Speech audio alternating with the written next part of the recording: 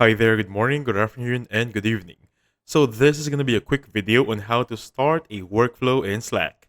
So I have two methods for you here. We're going to go first on the website. So on Google, just type in Slack workflow and you're going to find this option. Build a workflow. Should be looking like this. Here are the steps to open your workflow builder. Choose how your workflow starts and basically that's going to be it. These are going to be the steps, connector, custom, and basically automation services. Now, this is how you do it on the website itself. Now, I'm going to teach you how to do it on the application because I have it right here. Now, for example, this is the application. Just simply go on the three dots right there. Look for automations, all right? Now, once in here, you're going to see on the top right section, there is a new workflow. Since this is a paid version, I'm just going to take you up to here.